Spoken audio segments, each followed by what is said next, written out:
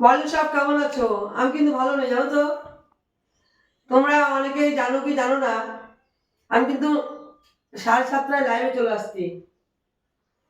আজকে লাইভে এসে অনেক কথা বলবো, আর দুঃখের কাহিনী বলবো।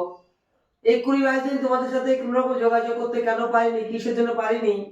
আমার জীবনে একটা বড় একটা জিনিস চলে গেছে আমার জীবনে। একটা মেয়ের যে একটা সম্বল থাকে, সেই সম্বলটা আমার চলে গেছে। সেইটা নিয়ে তোমাদের সাথে আজকে কথা বলবো। আর সেই শোক সামলাতে আমার অনেকটা টাইম লেগে যাবে, এখনো শোক সামলাতে পারিনি আমি। কিন্তু কি করবো বলো, কিছু তো করার নেই, বলারও নেই। এখন আমার এইটাই জীবিকা হয়ে গেছে। তোমাদের সাপোর্ট, তোমাদের ভালোবাসা আমার খুব দরকার। তোমাদের সাপোর্ট আর তোমাদের ভালোবাসা ছাড়া আমি তো কিছুই করতে পারবো না।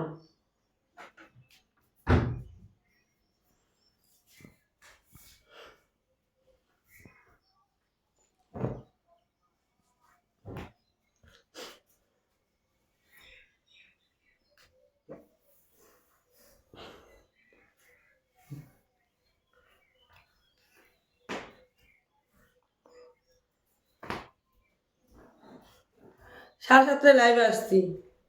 লাইভে কিন্তু সবাই চলে আসবে, কাটিস না। সবাই কিন্তু চলে আসবে, আর অনেক গুরুত্বপূর্ণ কথা আছে।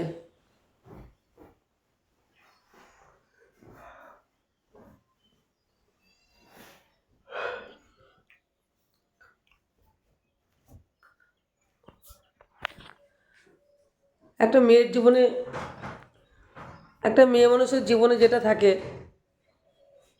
বাবার পরে যে যাকে পায় সে হলো স্বামী। আমি তো মাত্র এই 16 বছর 17 বছর পেয়েছি স্বামীটাকে। 17 বছর, মাত্র 17 বছর পেয়েছি ওকে। এর মধ্যে কি পেয়েছি? একটা উপহার, সেটা হলো আমার ছেলে। দেখো, আমার স্বামীর সমস্ত কিছু ওর নিজের চোখের চয়েস, মানে ও নিজে চয়েস করে নিয়ে এসেছে। এই খাট, এই এটা কি বলে, শোকেস। দেখো, বারান্দায় একটা খাট ছিল না, তোমরা জানো, বারান্দায় একটা খাট নিয়ে এসেছে। এই দেখো, এই দরজাটা নতুন নিয়ে এসেছে। দরজাটা বোঝা যাচ্ছে ডিজাইনটা, এটা নতুন বানিয়েছে।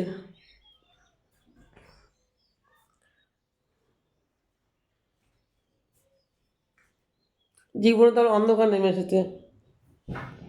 একটা মেয়ের স্বামী নেই মানে তার মাথা ছাদ নেই।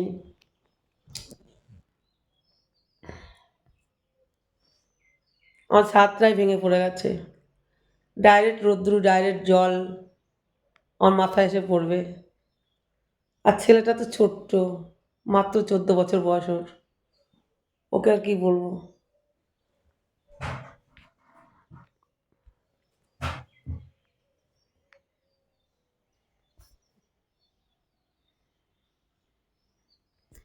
আজ অনেক দিন পরে, আজ মানে 20-22 দিনের ওপরে হয়ে গেল তোমাদের সাথে কোনো যোগাযোগ করতে পারি না।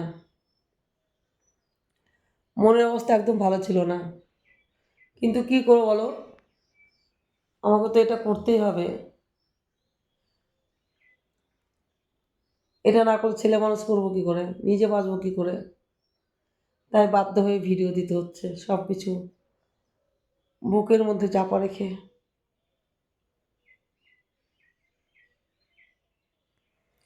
ঠিক আছে, 7:30টায় লাইভে আসছি, অনেক গল্প করবো। সবাই চলে আসবে লাইভে। বাই।